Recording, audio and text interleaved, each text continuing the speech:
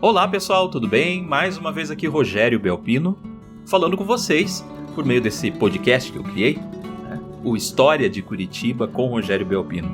Já estamos no 6º episódio, uma vez por semana, todas as quintas-feiras, eu tenho lançado alguns episódios para falar de uma maneira informal, por assim dizer, da nossa história, episódios pitorescos, personalidades históricas, icônicas ou até algumas esquecidas da nossa história, lugares, curiosidades, enfim, tudo que diz respeito à formação da nossa cidade que já passa os 3 séculos de existência e que nos mostram, né, quando voltamos a olhar para esse passado, quem nós somos hoje, né?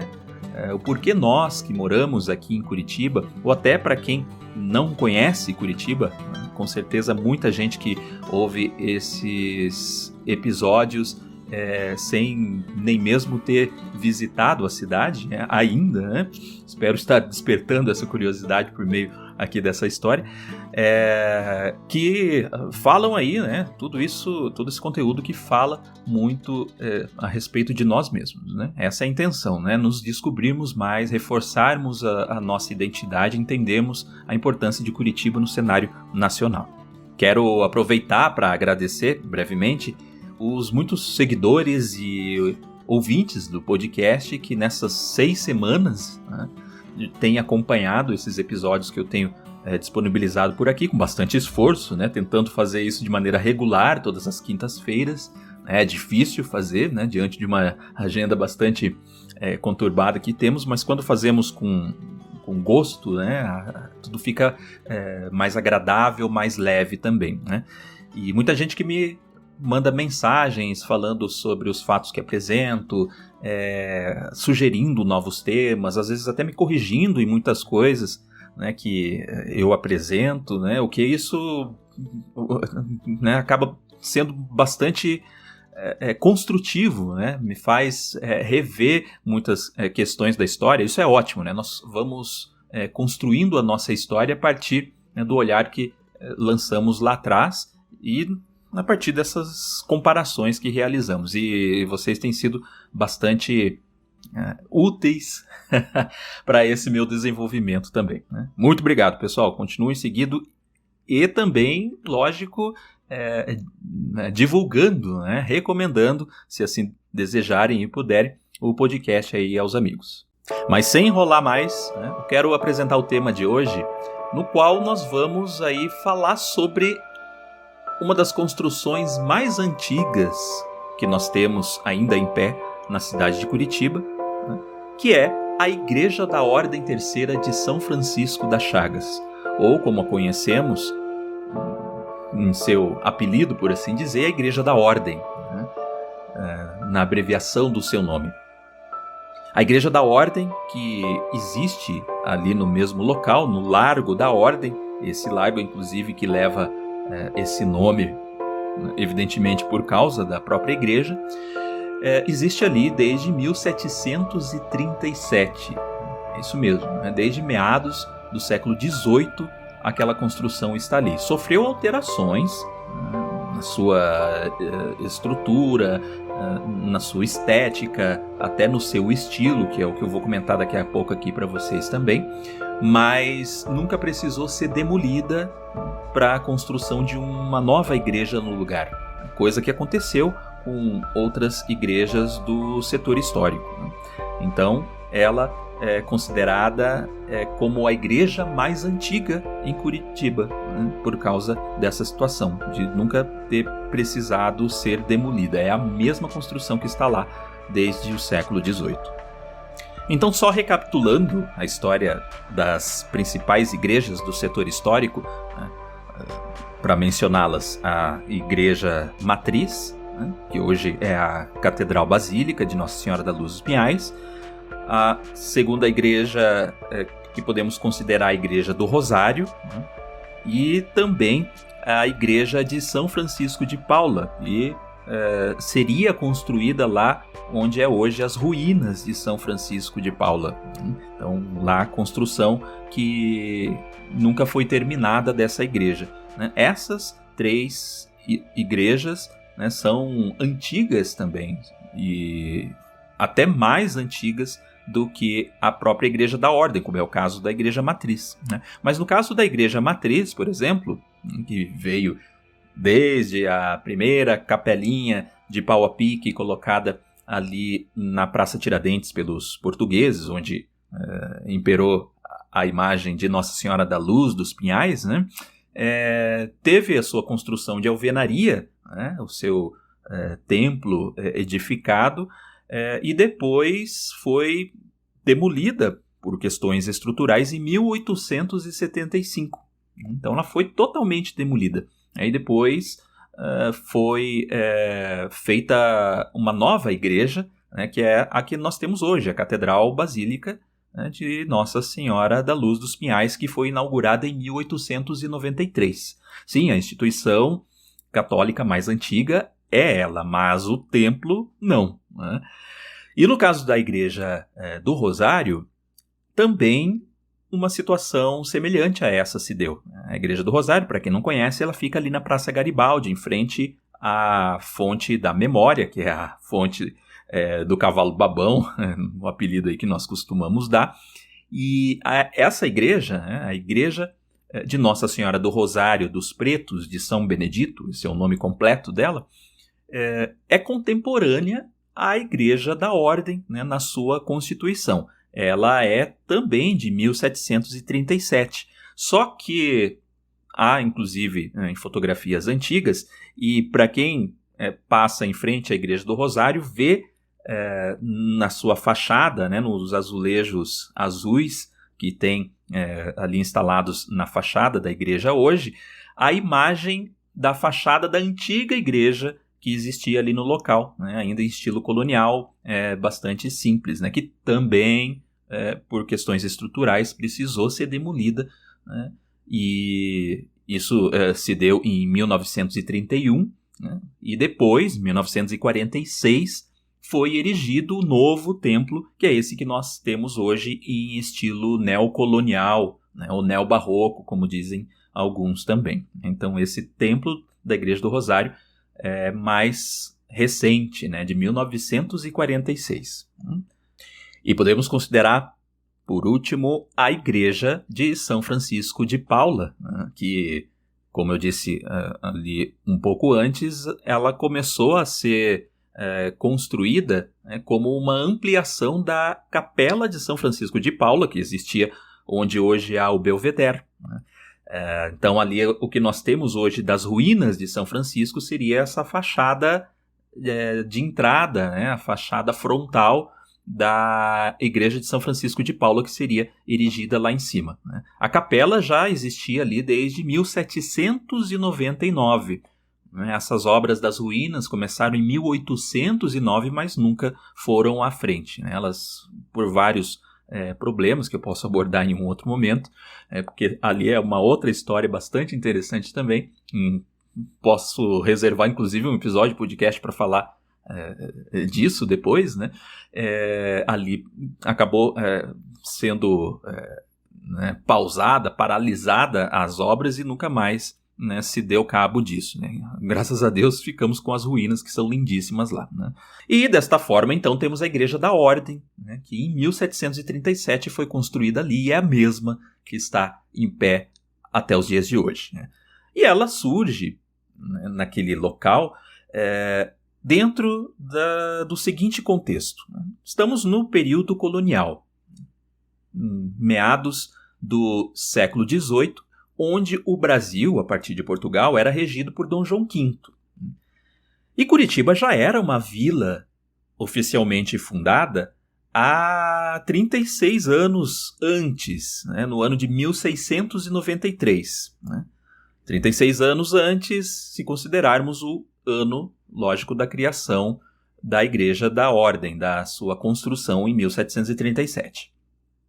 E Curitiba tinha, então, já nesse período, igreja, onde era, se possível, rezar, ou seja, a igreja matriz, né?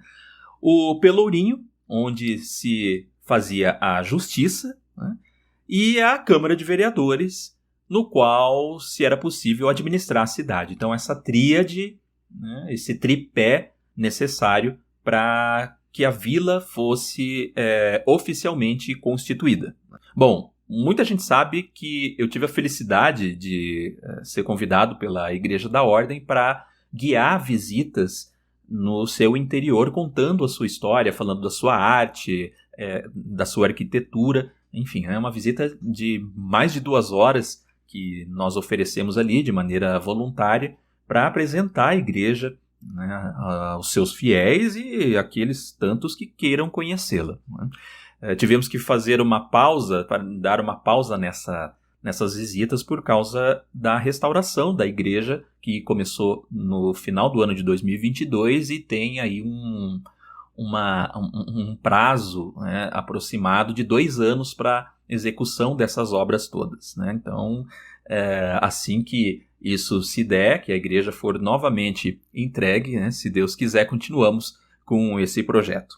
Eu digo isso porque algumas histórias que eu vou contar aqui para vocês, elas não são amplamente divulgadas, né?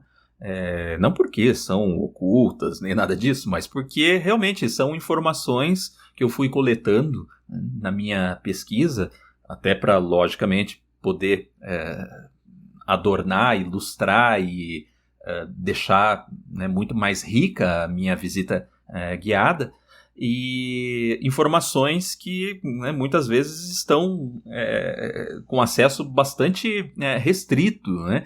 Então, o que vocês vão ouvir aqui é ouro, hein? É coisa que não se ouve muito aí, né, em sites sobre a história de Curitiba, ou até mesmo em livros e em pesquisas de gente especializada.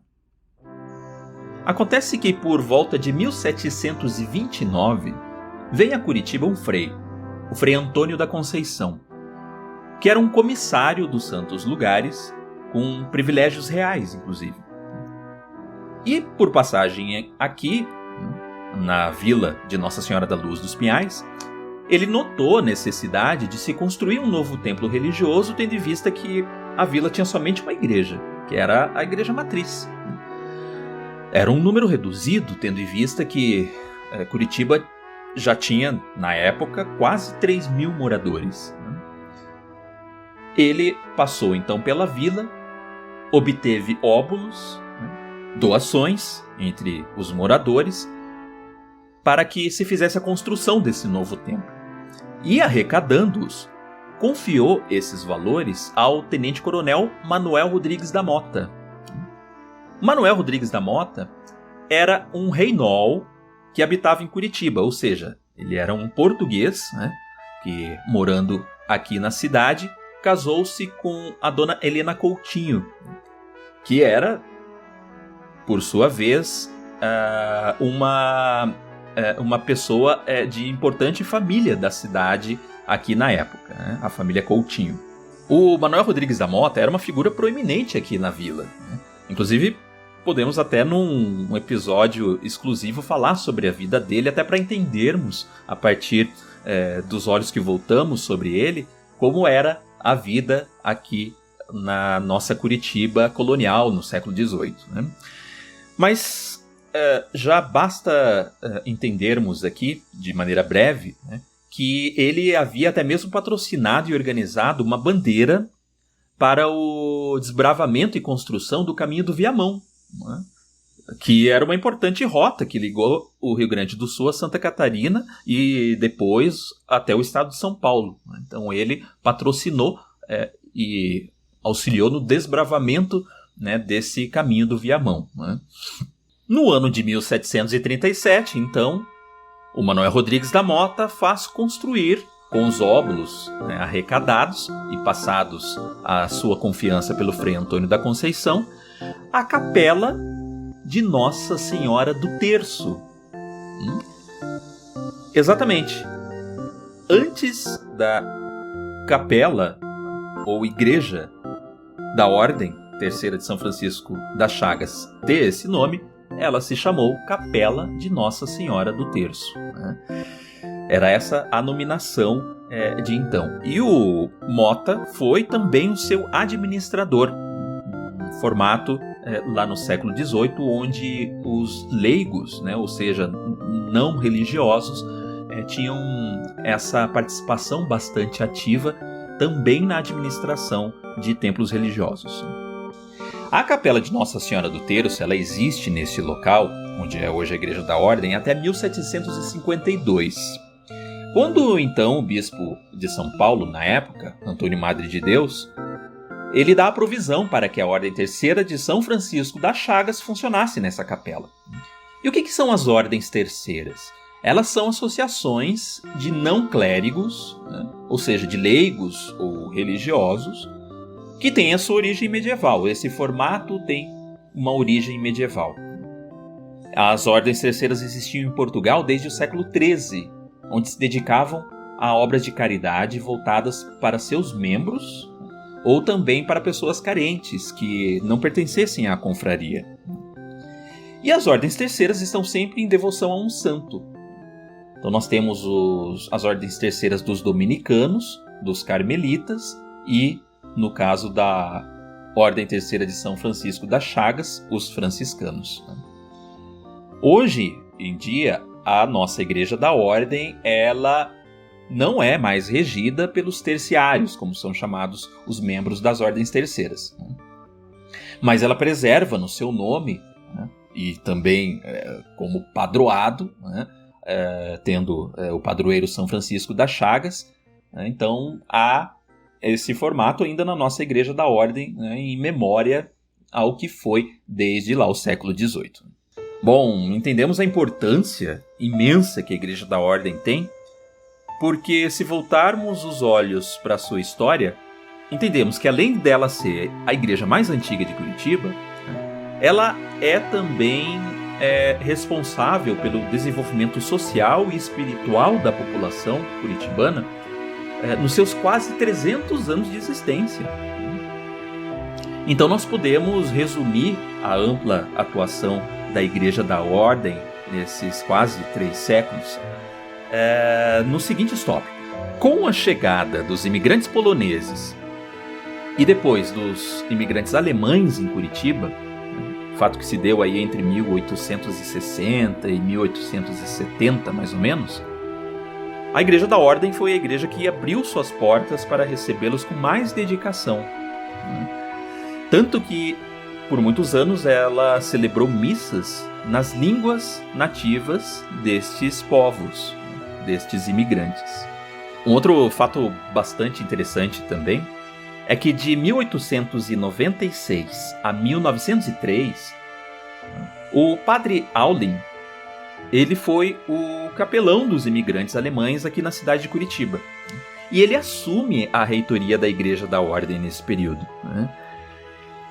Tanto que o padre Aulin, ele regeu a chamada Escola Popular Alemã, que tinha o objetivo de oferecer educação católica aos filhos dos imigrantes alemães, né? Já que muitos dos filhos destes alemães só recebiam a instrução, a formação luterana.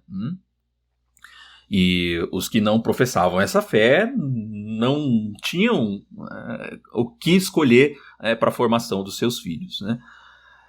O padre Aulin, então, tomando as frentes da Escola Popular Alemã, ele, inclusive, depois disso, fez surgir, né, o que nós conhecemos hoje como o famoso Colégio Bom Jesus. Então, olha que interessante, né? O Colégio Bom Jesus tem a sua semente ali na Igreja da Ordem Terceira de São Francisco das Chagas. Outro fato muito importante também para a história da Igreja da Ordem é que nos anos 50, né, mais precisamente 1951, a Igreja da Ordem recebe do arcebispo de então, Dom Manuel da Silveira Delbu, o título de Santuário Diocesano da Eucaristia, né, tornando-se dessa maneira um templo votivo perpétuo de adoração ao Santíssimo Sacramento.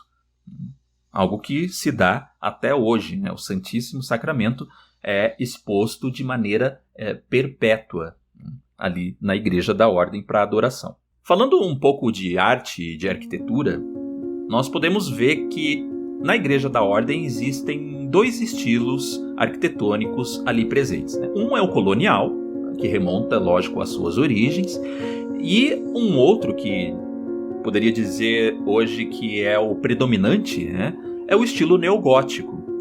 Esse estilo que vem para Curitiba, principalmente por meio da habilidade construtiva e do estilo impresso pelos imigrantes, em especial os alemães, né?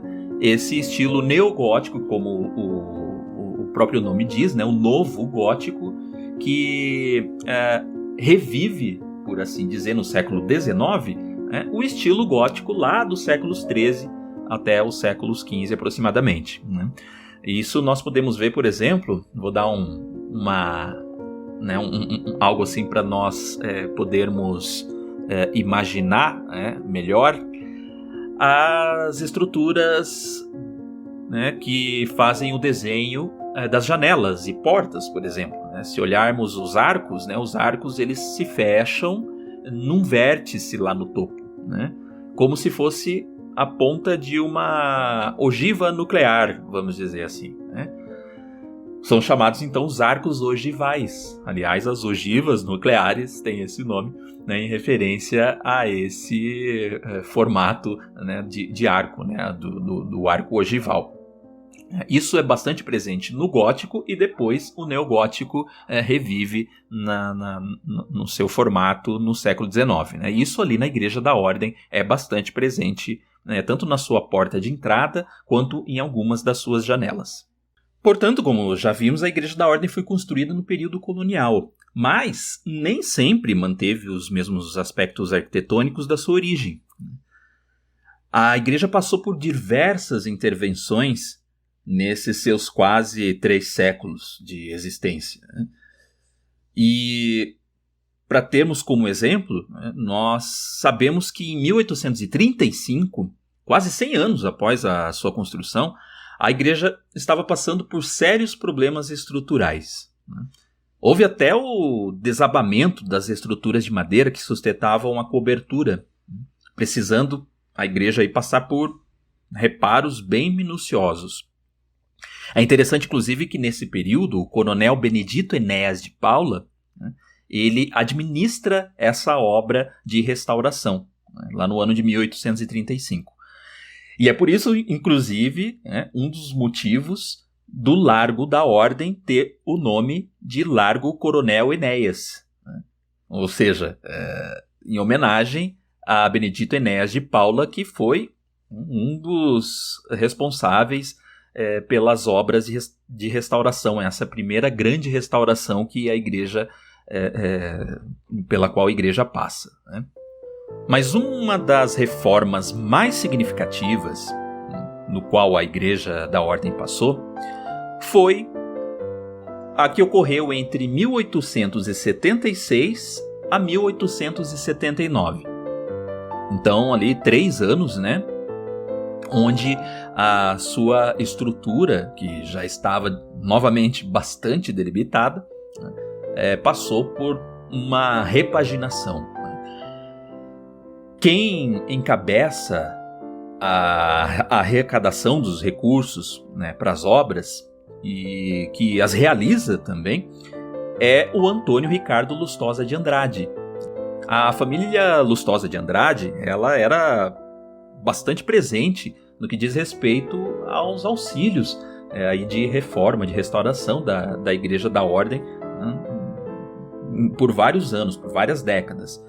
E no caso do Antônio Ricardo, né, que era deputado da Assembleia Provincial, que era tesoureiro da Fazenda também, enfim, era uma figura bastante proeminente aqui na cidade de Curitiba, ele foi aquele que encabeçou, né, como eu disse, toda essa reforma bastante significativa e que, né, foi feita especialmente por um motivo que eu vou contar um pouco mais ali na frente para vocês.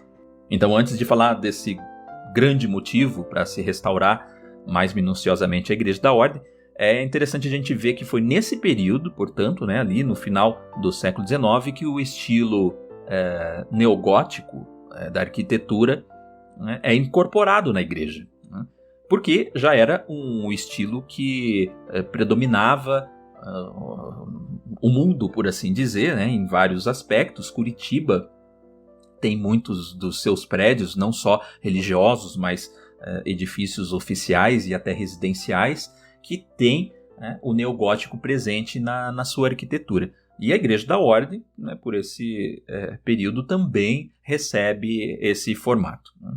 A Igreja da Ordem, então, recebe essas reformas, né, que foi uma das mais significativas na sua história, para que ela tivesse condições suficientes para se receber uma das figuras mais ilustres, né, do nosso Brasil naquele período, que seria a visita do imperador Dom Pedro II e a imperatriz Teresa Cristina.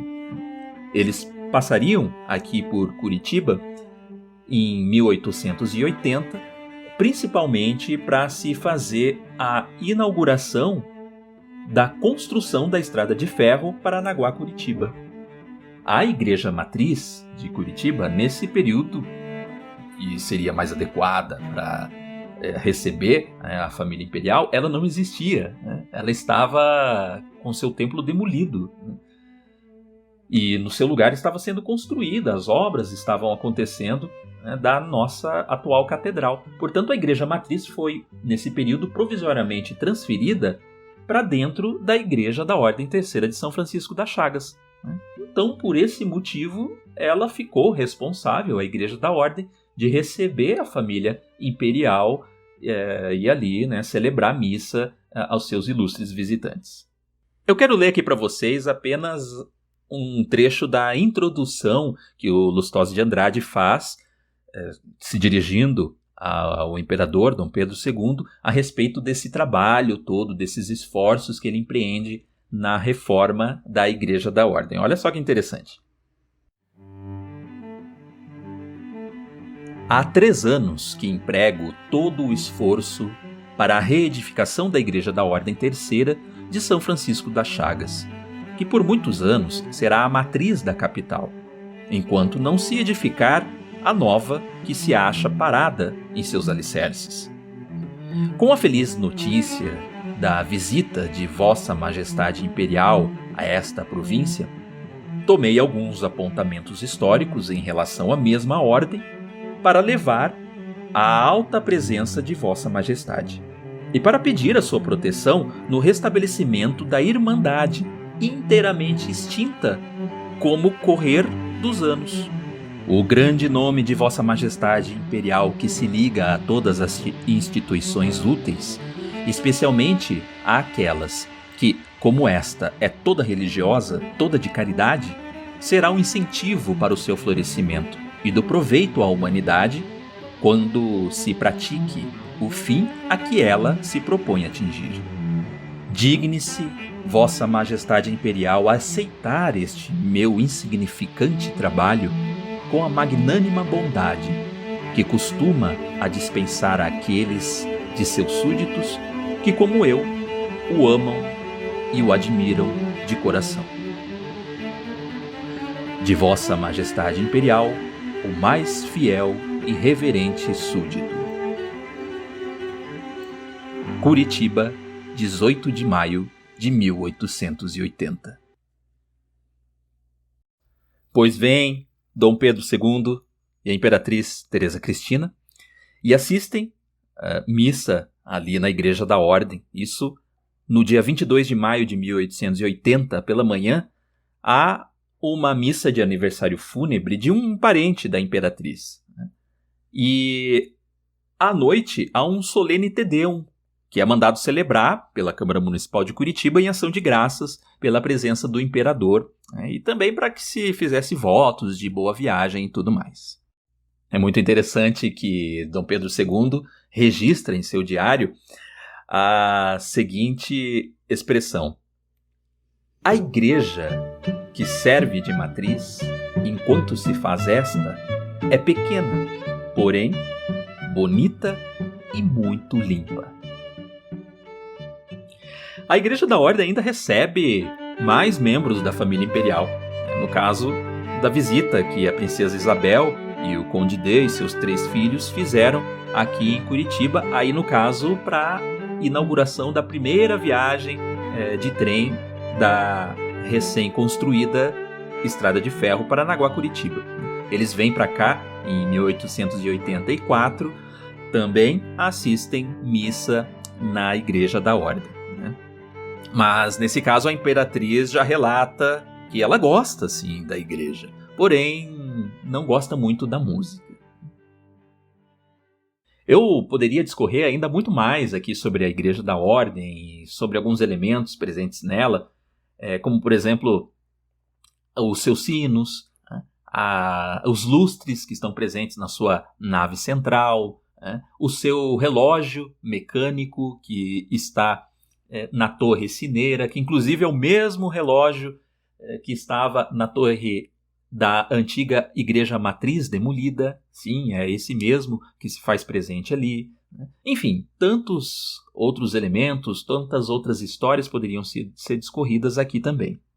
Mas eu creio que entender todo esse desenvolvimento que a Igreja da Ordem teve na história de Curitiba, desde a sua origem, lá como capela de Nossa Senhora do Terço no século XVIII, as reformas e principalmente a grande reforma do século XIX, que até hoje nos traz as características desse período, olhar para essa história toda da Igreja da Ordem nos faz, como fez também o Lustosa de Andrade lá no século XIX, entender o quanto é necessário se preservar prédios, edificações como essas, mas não só pelo sentido material, mas e principalmente, como também era a preocupação do Lustosa de Andrade, uma preservação das almas, uma vez que uma igreja como essa alimenta tantas almas, tantos fiéis que recorrem a ela e que na sua beleza, na sua arte, por exemplo, presente no retábulo principal, também com entalhe do século XVIII, imagens sacras que remontam também a esse período, muitas delas, a arte presente no órgão de tubos, que é o mais antigo de Curitiba, presente ali na Igreja da Ordem. Esse órgão que funciona perfeitamente e que é executado em muitas missas, principalmente nas missas dominicais, onde se canta o canto gregoriano nas missas que tem o rito, inclusive, muito bem preservado. Enfim, tudo isso alimenta as almas que a procuram, levam a tradição católica à frente e nos mostram a nós, curitibanos, católicos ou não, o quanto é necessário preservação de monumentos como este dentro da nossa cidade. Portanto, visite a Igreja da Ordem e veja isso tudo ali escancarado aos nossos olhos, essa história toda colocada diante de nós de maneira bastante clara, bastante evidente. Se você já o fez, se você de repente até frequenta a Igreja da Ordem como um fiel, agora você pode olhá-la com ainda mais carinho, por meio desses aspectos todos que eu discorro aqui.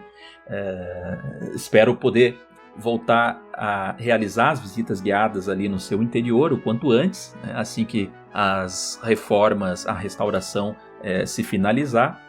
Enquanto isso, eu mostro para vocês Curitiba, tanto aqui por esses episódios que eu disponibilizo aqui nesse podcast, quanto por meio de visitas guiadas no Centro Histórico de Curitiba, onde periodicamente, anunciando pelo meu Instagram, @RogérioBelpino, eu falo de toda a nossa história, de toda a formação dela, incluindo histórias desses templos religiosos e outras tantas, para que possamos nos entender melhor.